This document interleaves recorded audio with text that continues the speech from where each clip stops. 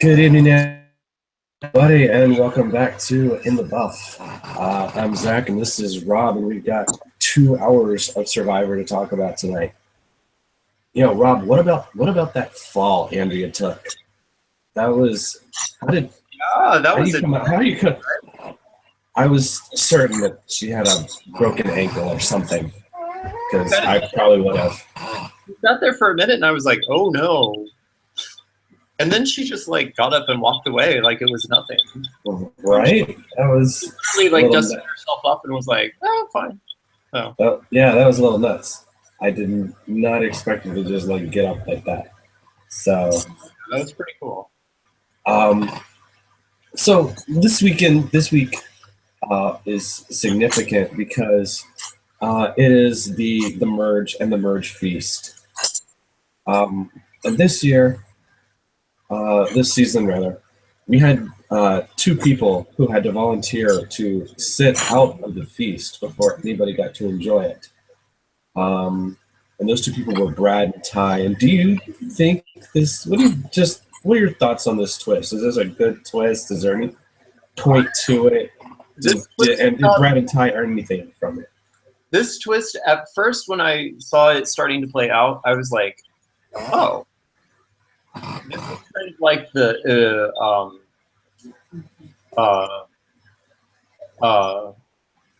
it's like." I was like, maybe they should volunteer for it because, when they sent her to Castaway Island or whatever, it was actually an advantage. And so when Ty and them, I was thinking, oh, they're probably going to get an advantage, or they might find something or be privy to something. But it didn't pan out that way. So I was surprised that they just essentially sat there while everybody else ate. I was disappointed, actually. That's an interesting thought. I hadn't thought of it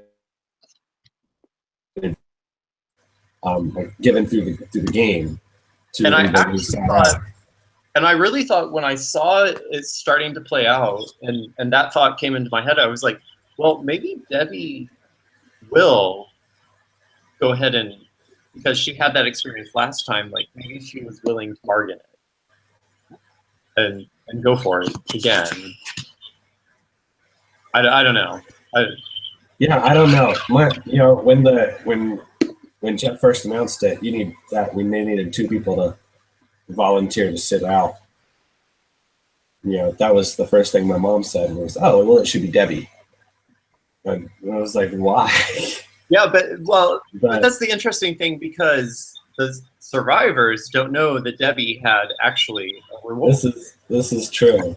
This is true. So that is sort of the other flip of the situation. So yeah, you're right. And that's probably why my mom said it should be Debbie. I think it's also because we're not really big fans of Debbie around here. Mostly because we are fans of Brad, and so we don't like people who blow up at Brad. Oh, you like Culpepper? Well, and I've explained why in the past, but for anyone who's new, that's Brad and Monica are both Gators. Both of my parents are Gators. My dad cheered at UF. My dad did law school at UF. So there's a lot of connection with our family to the Culpeppers. So we're Culpepper fans. I think it was interesting that the decision that he and Ty ended up being the ones that took one for the team so that everybody else could have fit. It was just interesting that they decided to do that, I thought. I don't know. Were I a survivor, I think I would have not, it would have been better for nobody to get the reward. Interesting. And keep the game a bit more even. Because those two, and it's interesting, particularly that Ty gave it up because he also has two idols. sports at the same time. He's like really doubling down on his like. So if he was a pretty dirty player last time, he's either preparing himself to be even dirtier, or he's like really trying to redeem himself a little bit. Maybe I don't know. I thought it was an interesting play, particularly for Ty, but I thought it was for Culpepper too. Because it was not a Culpepper move per se. Right. I think they showed the hashtag WWMD. What would Monica do? I think that's exactly why Brad did it. Like, because he saw it as something that Monica would do, and it's something that we saw Monica do in Blood versus Water, where she gave up an entire reward that she had won for herself, and she gave it up and she let the rest of her tribe have it. So that's so I think that fits in with Brad's storyline. Yeah, that's a good point, which I hadn't really thought of, and that's sort of one of the from the past that I overlook sometimes. So maybe you're right. Maybe his following his wife's lead is a girl. So I personally feel like probably after, and I don't know how hungry I would end up being if I were on Survivor, because it's day 20 something at this point, and on the one hand I'm probably they're probably starving, and on the other hand, they're at the halfway point. They're probably not really going to get much hungrier than the other man. So Right. I don't know. For me, like my personal nature would probably just be to say I'll volunteer. I'll do it. It'd be something that I would end up doing.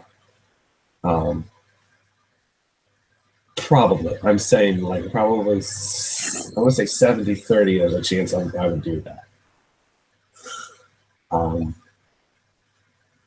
So I don't know. They don't. So compared to some of the first like 3 or 4 seasons where they really, really starved, they don't starve quite as bad as they used to.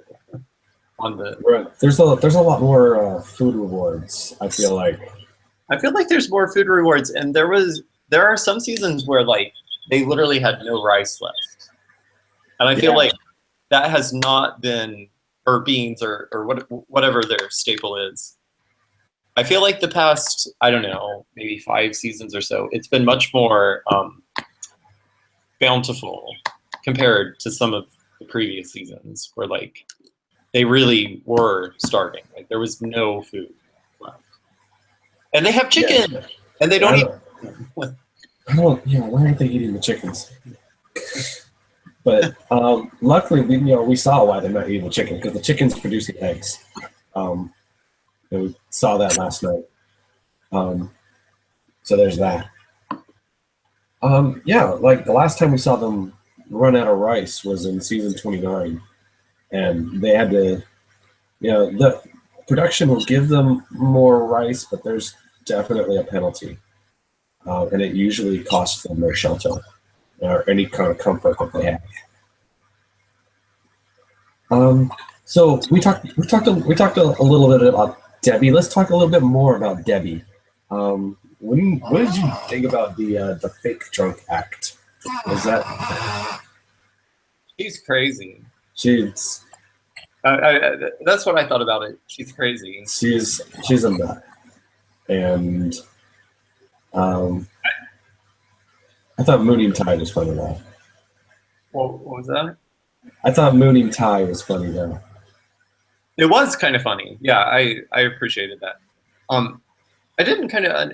So if she doesn't want to drink, I mean, fine. But I didn't understand what she got from faking being drunk, other than she could maybe say some things that she couldn't otherwise. Like, I was kind of like, I was just confused. think having alcohol around gave her an excuse to be a little nuttier than usual, which She probably needs. which was probably closer to her real self that she would be normally. And because I imagine in Survivor, these people are, yes, even the most outgoing, a little withdrawn and held back, so as not to, set themselves apart and put a target on themselves as different at all.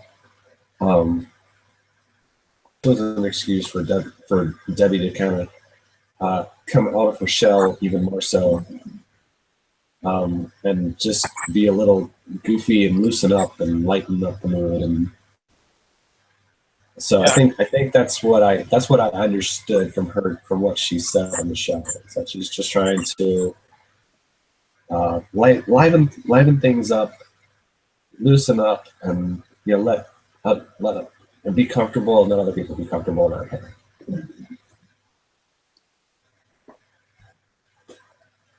So that's, but then the flip side is, she gets real serious again, and she has a heart-to-heart with Brad and apologizes, buries the hatchet. Yeah, they kind of make amends, right? Or Yeah. So it looks like Debbie seemed to be, all in the final three at this point. well, it was also kind of Debbie who was instigating all this, not necessarily Brad. Like Brad was willing to go along or accepting, but it was really Debbie's effort going into all of this, right? Right. Yeah, Debbie, took a lot from that, chat with Cochran. So,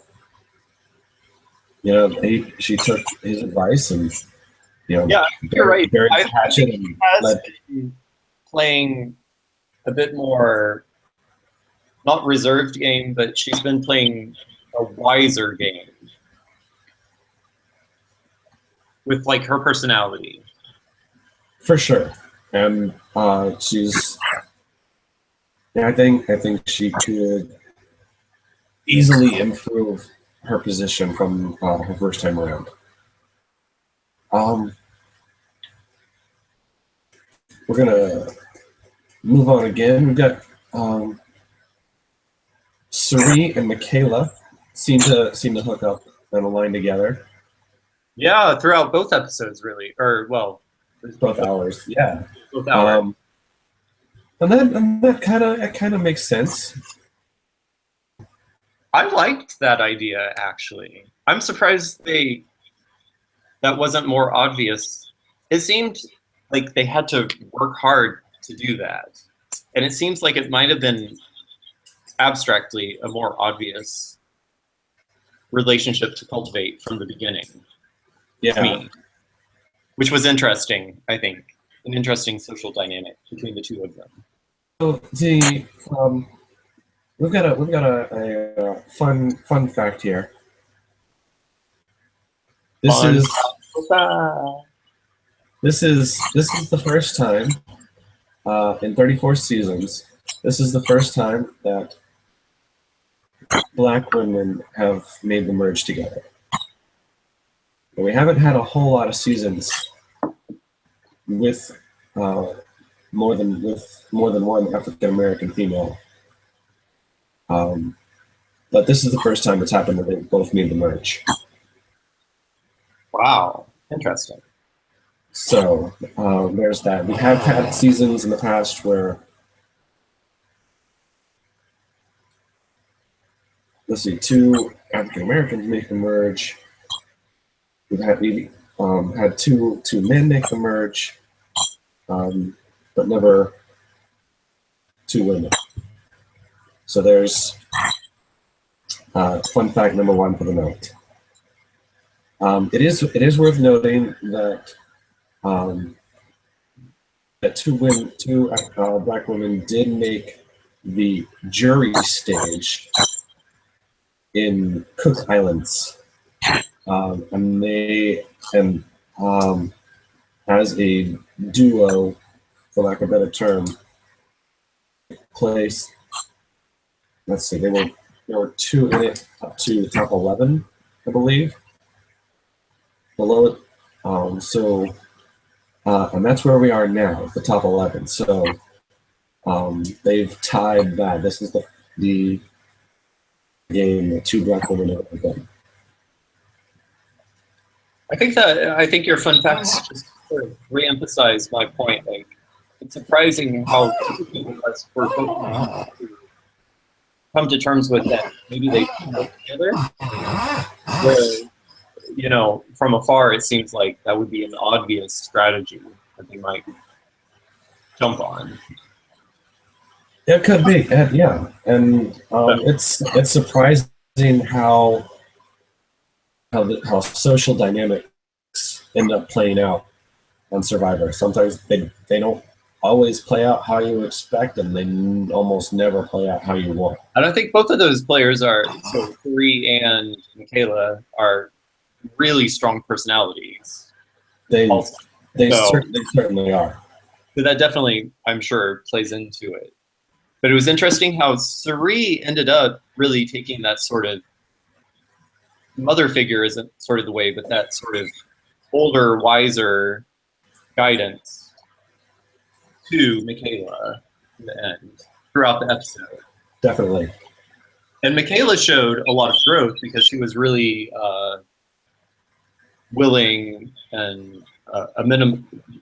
She sort of embraced that, I thought. Yeah, and don't forget too that, you know, Cirie has played this game over 100 days now, whereas Michaela has yet to get to that 50-day mark. Right. So and I think she's got a lot of experience. I think Michaela showed a lot of growth. I was really worried for a second that she might get voted out. Was it the first hour or the second hour? Cirie seemed to have turned that around somehow. Yeah, well, that was really odd because Cirie totally voted for her, but it seemed kind of strategic, like because she knew it wasn't going to happen. I don't know. Right. That was a total chess play move that I didn't understand. I don't really understand Cirie's voting strategy right now. She has yet to cast a vote that made sense. So let's go on and talk about the immunity challenge. And this one was the one where they're standing on their tiptoes and they have a block of wood. They're have to keep between their head and a post. And previous winners of this challenge were Spencer Bledsoe and Tyler Fredrickson.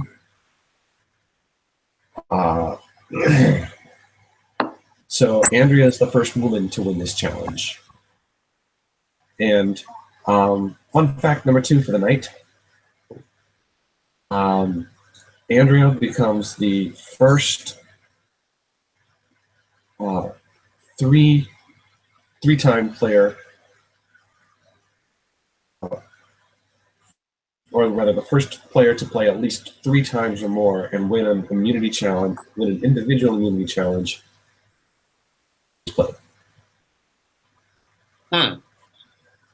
I thought one of the interesting things about this challenge was, and I don't know if you noticed this, and I was thinking about this, like, because they're all different heights, like how they decided how they do that.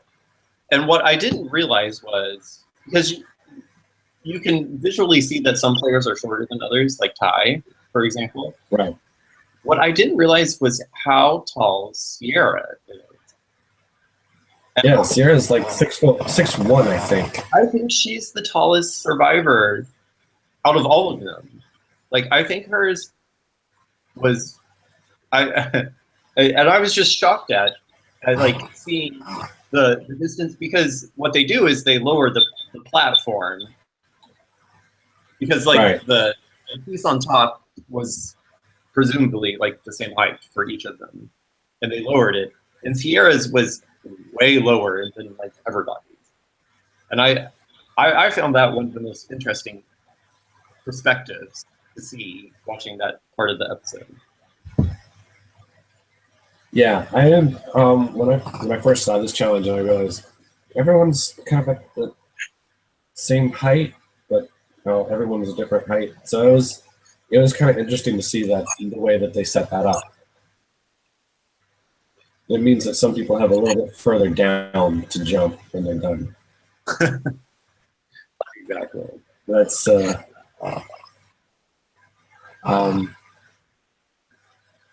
So yeah, Andrea wins immunity, and Sierra is the new sheriff in town, which is kind of surprising. Sierra got 4 confessionals this episode. In the first hour, Sierra got 4 confessionals, which is never gotten in an episode. It was interesting to see her sort of come to the front, I think, this week. Really. Yeah.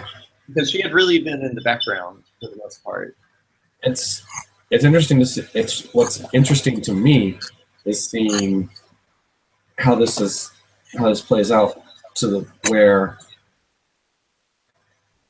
Sierra's a last minute add in because she was an alternate on the cast. Right. And and now here she is at the merge, and she's right at the top.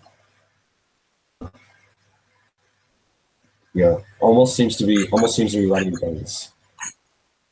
So, at this point, my natural suspicion is that she's probably overconfident. Probably, and I think probably something has a bit to do with having the legacy advantage. That's true, but it strikes me as the typical overconfidence that eventually she'll get voted out. But it played out the whole week, essentially, or the whole 2 episodes, the 2 hours. Because yeah, she is strategically right now in the right spot. So, and I also did not realize it going into this week. I don't think. Like, if you had asked me who might be the power player last week, and I think Sierra probably is this week, I would not have guessed Sierra previously. No, I probably would have said Zeke.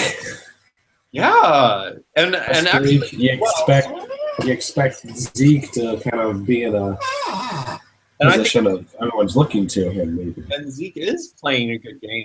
I think we've seen a lot of strong strategy from Zeke. A lot of elegant handling, everything that went down. But it was just interesting to see that Sierra seemed to rise to the top this week. Right. I don't know. I think I've underestimated her, perhaps. Although I found it really... I don't like her. You don't like Sierra? No, I don't like her at all. I was like, oh gosh, why don't they see her? Like they should be voting for her. And Culpepper, I don't know. So we get to tribal council, and Haley offers to do a strip search in case she hasn't hit the immunity idol. But nobody takes her up on it. Yeah, I felt like they should have called in a TSA agent or something.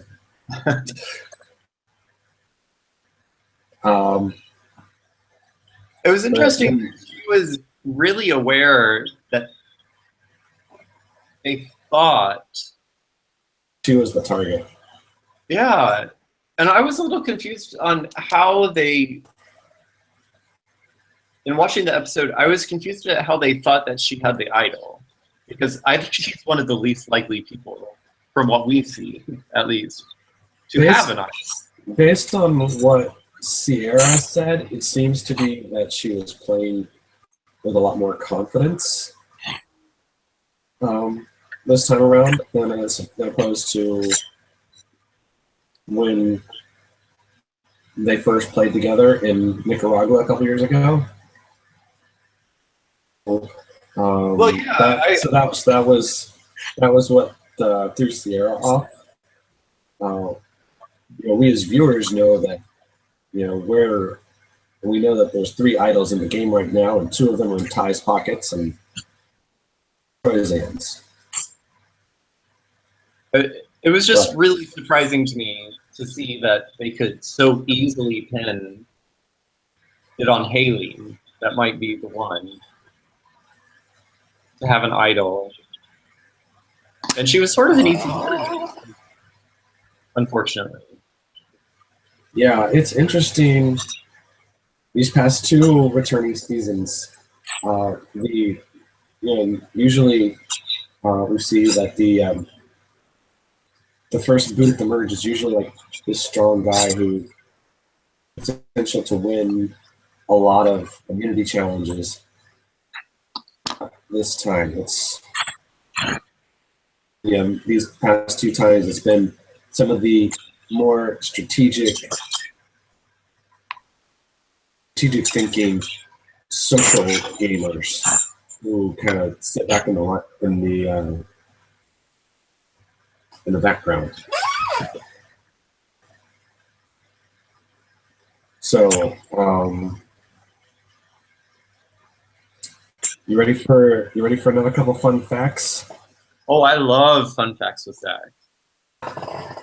It's my favorite. All right. So, you don't think so, but you go. I think it's our next. I think it's our best hashtag, actually. Fun facts with Zach.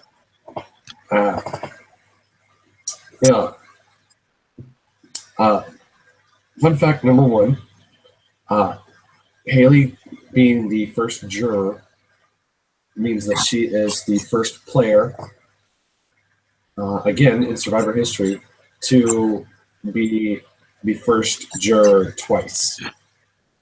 Oh, really? Wow. Yes. Interesting. So, the difference here is that she finished. Does that mean she may have the most days at the Survivor Ranch or whatever you call the? Yeah, Ponderosa. She may be at that point. That would be an interesting. That is interesting. An interesting concept that I have not considered. So, She would definitely be up there in Survivor contestant. So that's interesting. I would have to think about that.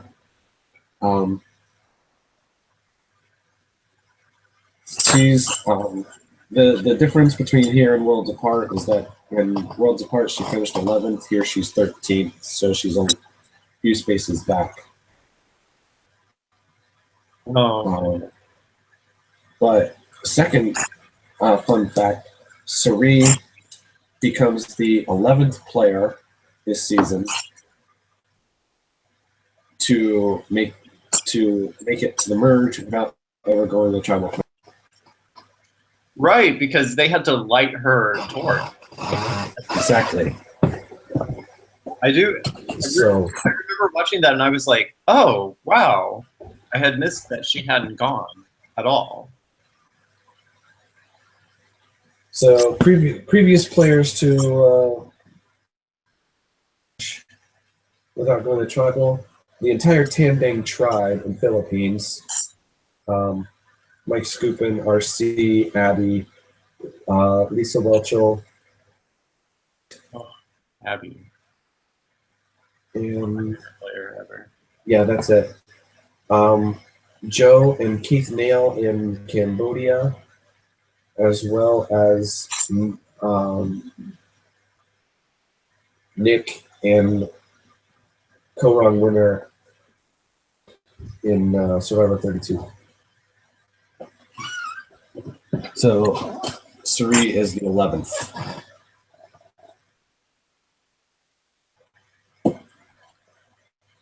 So let's talk about and we've got a reward challenge and a significant reward, and I feel like the reward was sponsored by somebody. Sponsored by?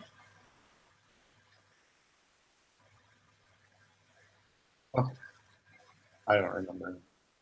Oh well, they okay. That was a joke because they like said they called it the Marshall Spa like 7,000 times. Oh, right. All those robes and everything. I was kind of taken aback by that just because it was like Marshalls, and I kept wondering like why are they calling it the Marshall Spa? Like what is that? Am I supposed to know what that is? Well, at first I don't think of Marshalls as a spa because clearly It's not. It's like a clothing outlet. or I don't know Right? what they call it in Florida or whatever. And in fact, we have like other similar things around here. It's just an outlet store, isn't it? I mean, I haven't been there in forever. Yeah, it's like a total like we have Ross's and TJ Maxx's, and I think Marshalls is kind of the same thing, right? Yeah, yeah, I think so because we've got all three of those, and there's one of those is like real close to me, and I can't remember which one it is. I'm happy to see that Survivor has sponsors still. That's nice. Maybe what keeps Like this is. I don't know. Say what? I missed some of that. Maybe it's what keeps Survivor going this season. I don't know. I hope not. I think it's just that it's a good show. It's got a lot of viewers. Although I think they've had other. I mean, in terms of food placement and beer stuff, they've definitely have sponsors in the past. They definitely have. I mean, we've had Home Depot and Sears, Outback You're right. Steakhouse. Yeah, this was a particularly blatant example, though, of sponsoring. The last time that I can remember having this much shoved onto the TV screen was Survivor One World when they had the 7-Up challenge. Mm. That was we were like, oh, they're well, okay, well they're doing 7-Up promos there. Okay. But another interesting thing happens at the Marshall Spa. Oh yeah. In particular, What something of interest to us for sure. Why don't you tell us about that, Rob? So all of a sudden it kind of happens. So Ty goes in. What, they're taking showers, or I guess that's what was happening at the time, and some of them were eating and drinking. And then Ty runs out naked. Or he goes streaking for some reason. Streaking. He's just like, yeah, I heard about streaking in the 80s. And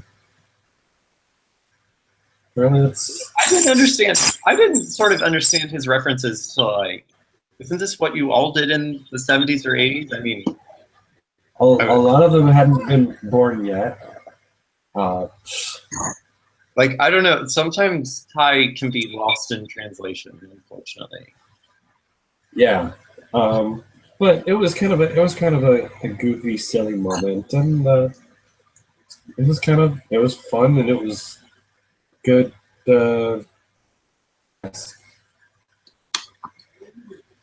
Yeah, I think it's been one of the most interesting,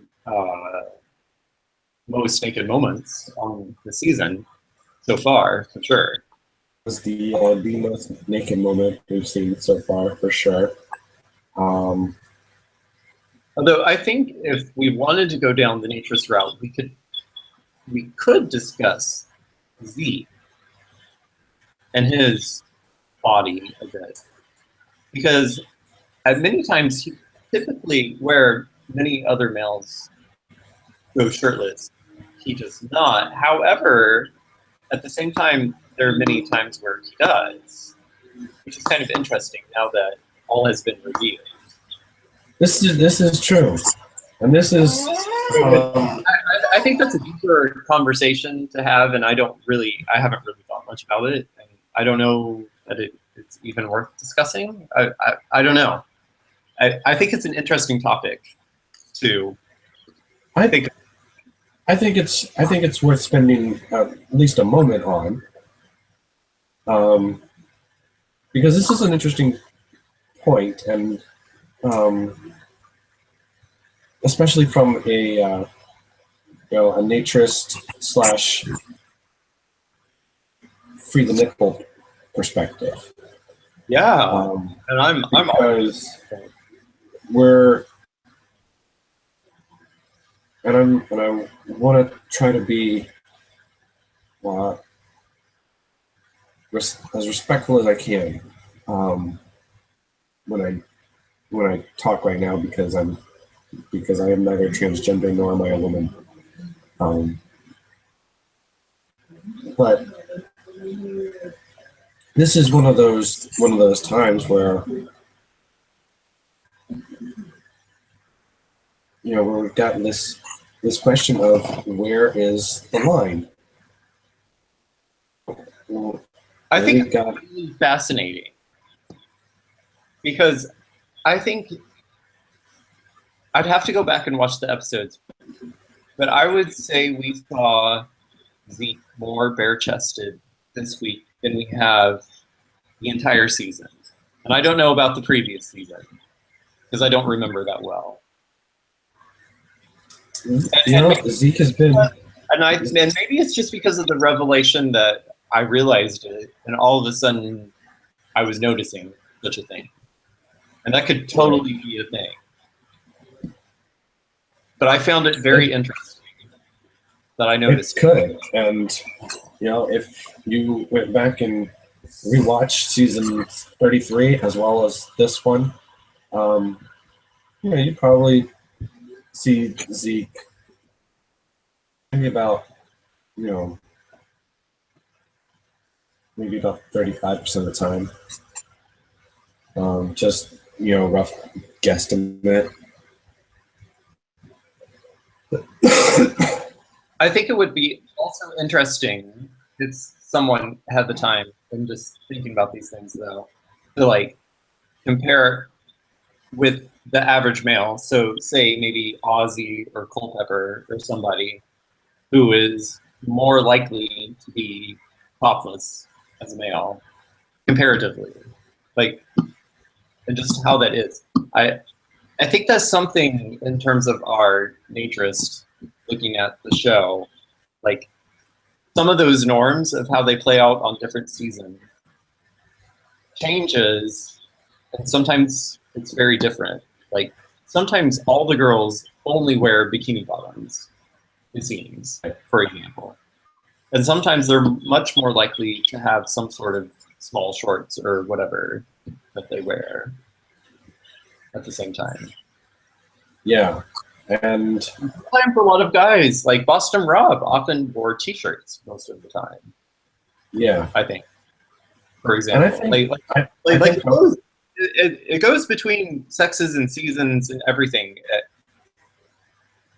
I think it's something that is spoken to with your natural community that is formed in that sort of situation, whatever your social mores, just comes about in that situation.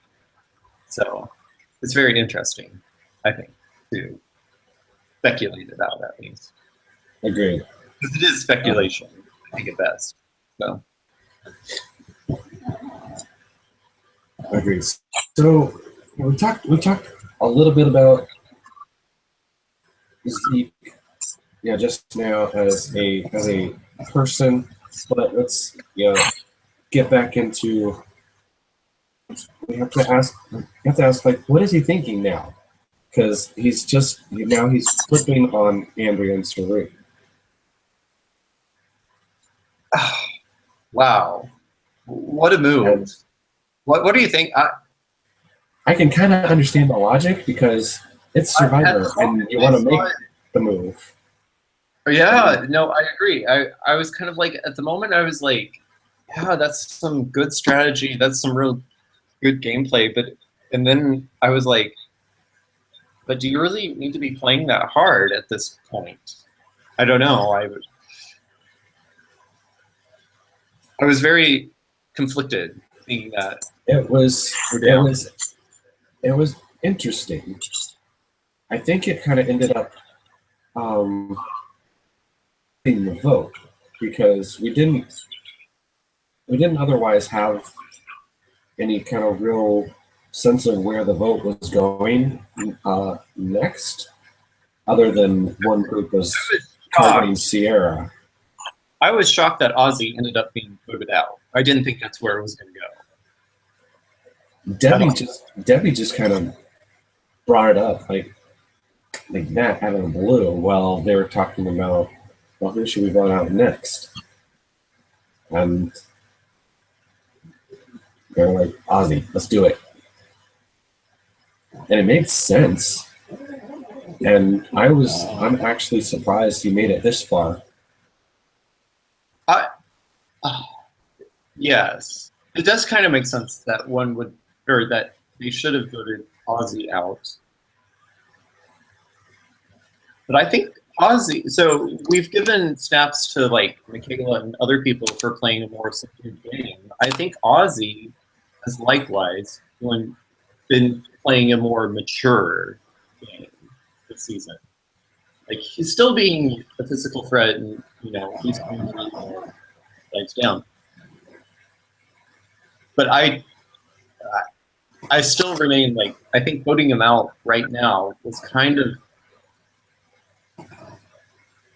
a scare move. Like, I think they were falling backwards a little bit because, well, I think from this episode, over the 2 hours, it's really Sierra who they should be afraid of, and they're completely unaware of it right now. Yeah. At least because she's trying to mastermind the game. And perhaps her and Zeke even. I would say that Zeke is probably also trying to manipulate and control the game most between those two. Yeah, Zeke for sure wants to be the person to make the big move and to make the move first and take control of the game. And we see that a little bit on in the preview for next week. Zeke also gives a very well articulated answer at Tribal Council, where he talks about you want to, in forming your in-game alliances, you want to find the people, not just that you think you can beat, but you want to find people that think they can beat you, because otherwise they're not going to go to the end with you. And you've got to figure out a way, how can I make them think that they can beat me while keeping it to the point where I can beat them.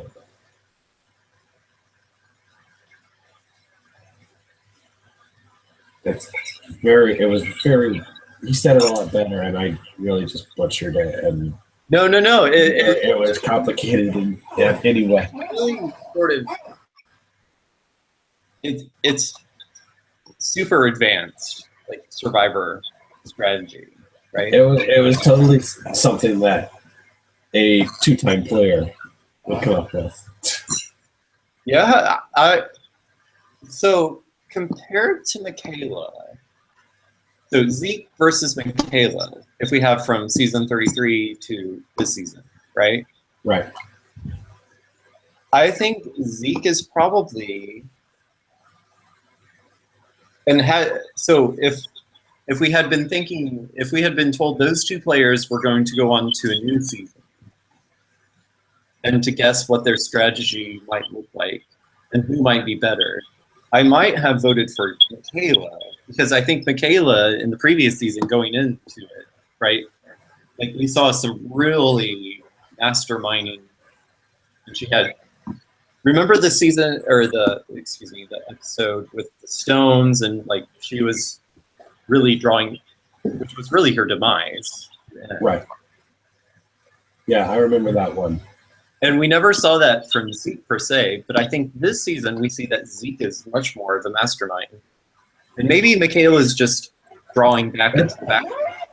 That's interesting because you took that in a completely different direction than I had gone in my head. Whereas I saw it as kind of Zeke is kind of playing the same game as he did last time, and he seems to be maybe making the same mistake. So he's making a move too early, whereas Michaela is, who, the first time she played, she wore her emotions on her sleeve, which she still is doing, and she let her strategic side come out and be a challenge beast, and got herself voted out and blindsided really early. Whereas this time she's calmed down and she's learning and taking her cues from one of the greats in Cirie Fields. Well, and she's actually. I think this is different. So I think you're right about all of that, and the difference is that Michaela. If the Michaela and Cirie alliance or like that communication and that like partnership works out, I think that's the big difference. Because had their relationship not at least formed some sort of bond this week, I think Michaela would have gone. Like even though, which is really what's bizarre about I think this week. Is that even though Cirie voted for Michaela, that bond still formed really strong, and somehow it kept Michaela in the game, which is really weird. You know what I mean? Right. And I still don't understand. I don't understand it. I don't understand Cirie's voting strategy. That's the thing. I think maybe it has something to do, and something that maybe I didn't catch, or something with her not lying to other people in alliances that she's been talking with, and like some escape route that she may or may not have. I don't know. You know what I mean? Like, yeah, she's trying to be trustworthy, cover her,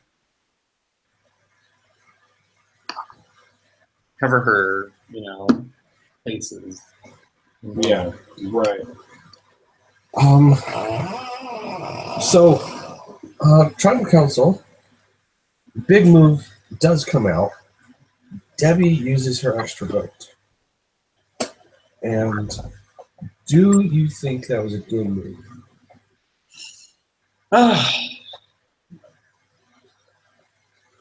The vote ended up being 7-4, 1-1. I think she could have saved it, or she should have saved it. I think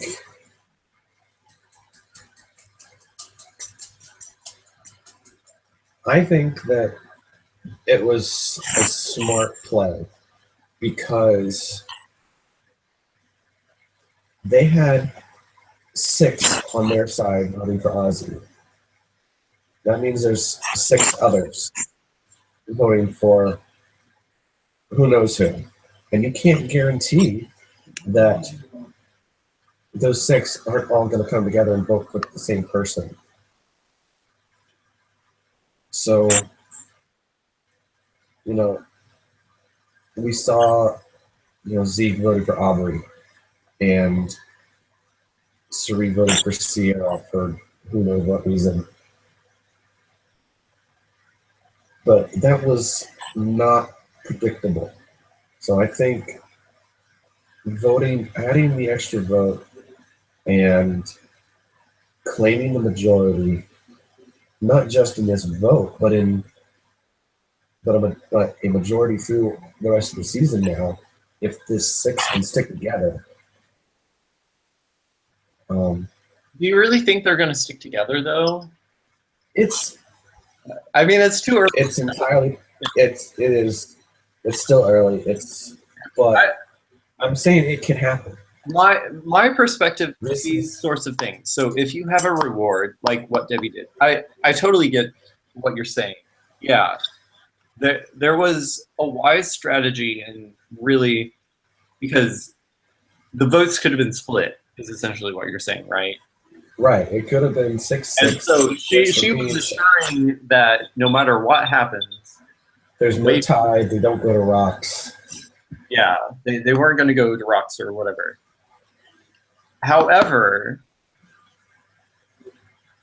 I think they were fairly confident going into that. Like, you know, it's really a gamble when you go into this. So if you have an idol, you know, however, if I were playing it, and what I always see on the show is that I think people should hold on to those things as long as they possibly can. Because the longer you can hold on to it with confidence, and I think this was not a week that Debbie needed to be worried about things. It's much more stronger the longer that you can hold on to it. Like Ty's two idols, because he's wisely held on to them, and I hope he continues to. And as far as we know, nobody else knows he has two idols. And nobody knows, right? So there's the double whammy. You have them, both of them, and nobody knows, right? And so one of those situations is where it goes wrong. You either play them before you need to, or you tell people before they need to know, and then it usually undermines your game. And so I think that's the strategy. And it's hard to tell. I'm sure it's impossible. It's much easier for us to say, oh, Debbie didn't need to do that this week. Right.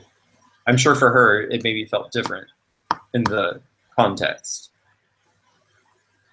But how much more powerful would that have been maybe next week, right?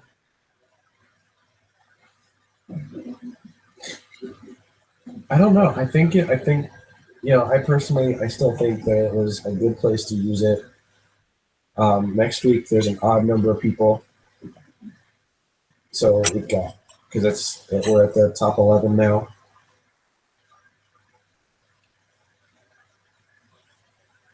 So, I think this week was probably opportune to use it. So those are just my thoughts. Next week, it looks, based on the preview, looks like Sarah is going to recruit Zeke for a move, which since it shows in the preview, means that it's probably going to fail. Yeah, maybe. I don't know. That was a weird preview, I thought. Yeah. It was definitely it was to get you. It was a biting. It was like to get you to come back. Yeah, the previews, they always show you the wrong thing in preview. So,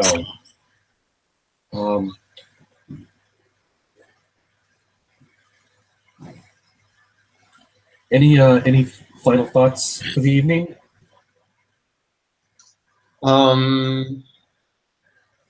Have you ordered your yellow buff yet? Oh, of course. It's been shipped. I got shipping confirmation earlier this afternoon. It's on its way. On its way. I should have it by Monday.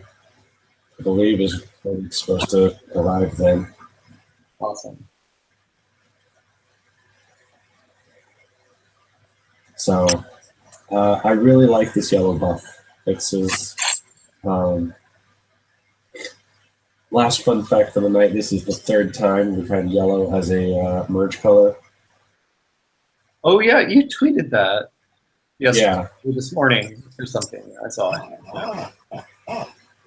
So yeah, Survivor Thailand, and Survivor South Pacific had the other yellow merge buffs, and both were just absolutely horrible seasons.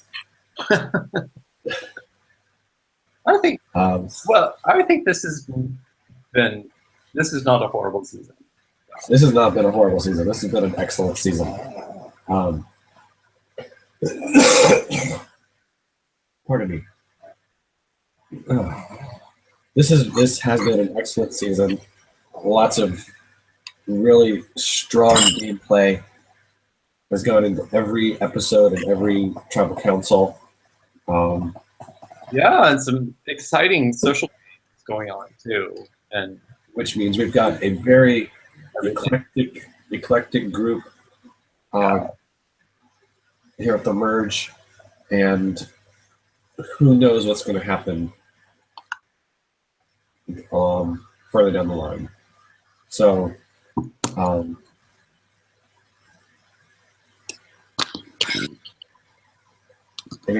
anything else? I think that's it for tonight. Those are all the thoughts that I have as well. So if you're watching, just remember, clothing is always optional, but immunity is never required, and we will see you next week.